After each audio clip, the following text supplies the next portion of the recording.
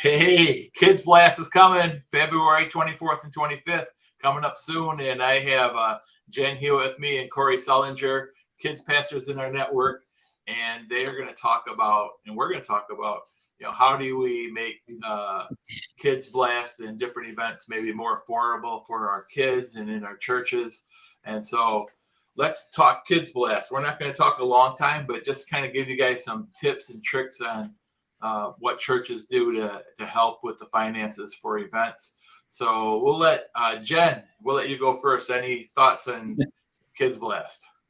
I'm going to take out Corey's ideas. Yeah. So as far as like overall cost for students, we do different things like we'll encourage families if they want to give them like partial gift certificates that we make up for gifts if birthdays are close, or we just finished Christmas, but if there's like a relative who wants to buy something. We do also room sponsors where we kind of like make adults like, hey, would you like to kids and this is how much the room cost, or would you like to break that up and sponsor like a portion of a room? A lot of the empty nesters in our church really love to give back to the next generation, so it's a great way. When we do that, then we create little prayer cards for the child's like first name. We don't necessarily give a last name, but and their age, and then just for them to be praying for them as they're doing that. And we've also had we do candy bar sales, which around here like Cerrugi's is like the big thing, and kids will sell them at their parents' work. They'll reserve time at, they call Walmart and ask to sit outside Walmart, and they can sell their candy bars. And so those are just some of the things that we do to help lower the cost of registration and all of those things for our families. That's great. So speaking of gift certificates, we actually have a gift certificate on the Kids Blast website that, and we're going to try to do that more with all the events we do so that parents and grandparents can do that. I know we had a few grandparents call us and tell us they wanted to have gift certificates for Kids Blast and put it in a Christmas stocking or whatever. So that's a great idea. Room sponsors. I've done that too. And you'd be surprised. There'll be people that would be willing to buy a room. And one of the nice things about having a room sponsor is you have kind of a fixed cost for the camper or for the kids. Basically, it's the registration plus food or whatever, however you want to do that. That way you don't have to worry if I have 5 kids in a room or 3 kids in a room, it's still the same cost to them.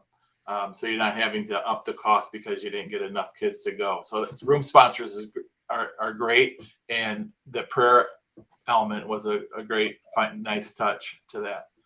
Good, thank you, Corey. Any thoughts you had on that? Yeah, the room sponsors is huge, and we've also done where we've asked throughout the year if there are people in the congregation that want to do sponsorships for kids, whether it be to Kids Blast or camp. And not just waiting until the time of Kids Blast or camp, but then we create a savings account for those different events. So it's front of mind all year long rather than just when the event's happening. But going to Jen's fundraiser, we do suckers, Jen. So if you go to fundraiser.com, you can get the big giant suckers, and you get them for like 25 cents a piece. But then our kids sell them for $1 a piece. And anything, they'll buy the suckers at cost from us, and then anything that they sell worth of suckers, then that goes towards their camp. So fundraising is huge, and it really allows the kids to have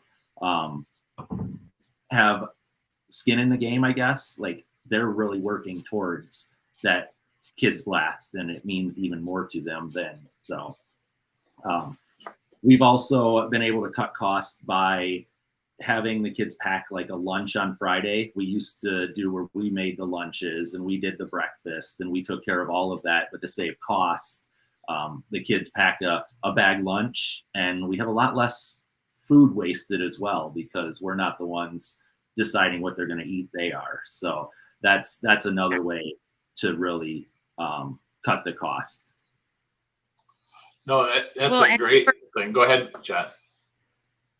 another thing that we started coming up with for our events, like, you know how there's all these added things, like you said, with the bag lunch, breakfast is another added cost, any like type of extra things that you might bring with. So we started creating a wish list of like different items, kind of like an Amazon wish list, where people in the church can look at that and say like, oh, I can buy 2 bags of oranges, you know, for breakfast. I can buy 36 juice boxes for breakfast. Like those different types of things that really help eliminate the little cost, so you can keep it like as low as possible. And that's something that we're just starting to do. I took the idea from my mom, who does a camp for foster care kids, where even things like they needed crayons. Well, they put on their wish list, like, we need 32 box crayons. Someone might be able to buy one when they see one out, or they can buy all 32, you know?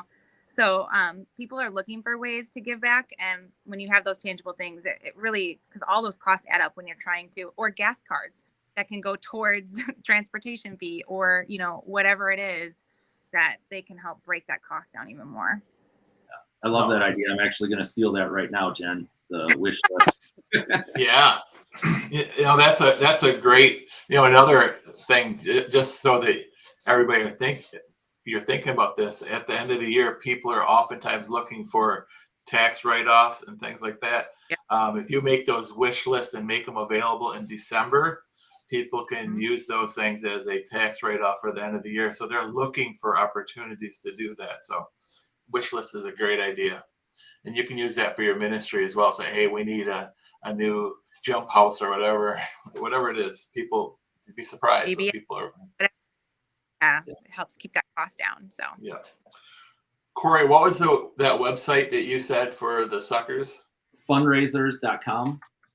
Okay, I'm writing that down. They've got lots of different things on there, but what I found the most profitable are their big giant suckers. And you can literally put them out. We've done them for BGMC as well. Put them out on a Sunday morning, and parents will buy them for their kids after service if they are good in service. So, but it's also a great way to say, hey, here's a way for you to raise money yourself, and let them purchase them at cost and then sell them. Okay, excellent.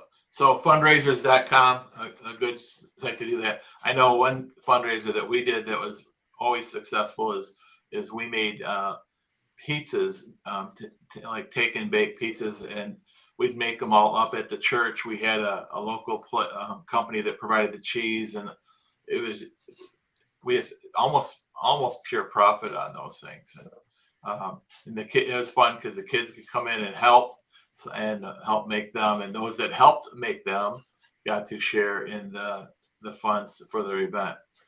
But Corey, a question about the suckers that you did with those. So you're saying that you sold them the suckers, and they just take the money and just get what they need and charge what they want. And well, we encourage them to sell them for $1 a piece, because that's what we sell them for at church. But we'll put like 20 of them is usually what I give them at a time, and they can either pay the $20 or pay the money for them up front, which for 20 suckers, I think it's $4, $5 up front. And then they sell all of them for $20 that then go towards their Kids Blast fees. So, yeah. And then most of the time though, these kids will take 20 suckers from me and come back with like $75, $80 because they've gotten donations on top of. I've had kids who have sold the suckers. They went to a neighbor's house and sold them for $1 a piece, but told them what they were selling them for, and they actually paid $100 a piece for them. So that's great. Now, do either of you, I don't know if you mentioned this, do either of you keep a running, I guess, bank for your kids in your church for multiple events? yeah, we have accounts for kids. It's a little tricky at the end of the year based off of your like fiscal period and what the policy is, whether things are carried over. But I just work hand in hand with our business administrator, and he kind of helps parents through that. But yeah, so like Corey said, we tell our parents, hey, you want your kid to go to camp, set aside $20 a month or whatever it is and put it into their account. We can hold it for you. So it's not all of a sudden, it sneaks up on you. Or if they do a Yeah. fundraiser at any time, it gets put into there for Yeah. missions trips, for whatever church event it is. Excellent. So do either of you have any tips or tricks on transportation? I know one thing you said was the gift cards for gas. That's a great idea. Anything else? Any other ideas that you have on transportation? Well, one thing I did is I went and got a job as a bus driver with one of the local school districts. So now I get to pay only mileage for the bus. So that saves, actually, for a Kids Blast trip, it saves about $1,000. So, but not everybody can do that. But that's my tip. Go work for the local school bus company. They need you anyway. So yeah, well, that's a great idea. There may be even people in the church that are bus drivers for their school that would be willing to, if their local bus company has something like that. That's a great idea, though.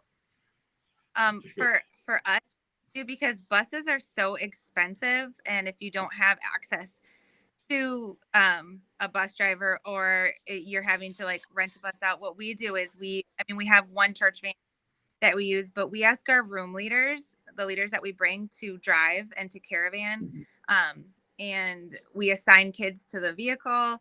It's a lot cheaper to do that because I can fill their tanks.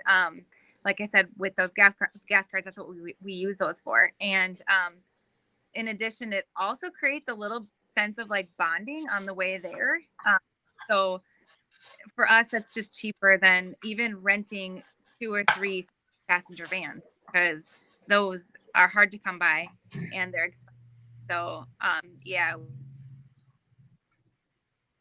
Oh, I think I lost Jen.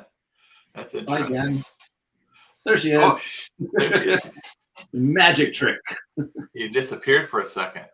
I don't know if your microphone didn't come back. So maybe that was a good thing. I don't know. So Jen's done talking. I think we're pretty close to done. Hey, one other thing I was thinking about. I know some people want to maybe take their kids to the fun adventure park, the tomfoolery park, where they have all the rides and all the games and stuff. If you purchase those passes through my office, you can get a discount on those. So that's something that can save you money as well. And so just call a day here at the district office. We can save you money on those. So we're going to be talking about more things in the future about ways to save money and get ready. I know we're going to be talking about camp coming up pretty soon. I noticed you both have your winter caps on, so we're doing this in the winter, obviously. But we want to thank both Jen and Corey for being with me here today and just talking about a few ways that we can save money and help our kids get to Kids Blast. Kids Blast is coming up. The registrations are coming due. The room block is going to expire January 24th. Get your room. Here's a savings tip. Get your rooms. Even if you get 1 or 2 extras, you can still release those rooms. But get more than rooms than what you need. You can release those rooms and then work on filling them up with kids. That's kind of the thing I would say is don't be in a position where you don't have a room. I've already done that with the hotel just this week. I didn't have a room for a hotel I was trying to get, so for an event. So make sure you get your rooms and get that block taken care of. Thanks again, Jen and Corey, and hopefully we'll see you guys at Kids Blast. Yeah.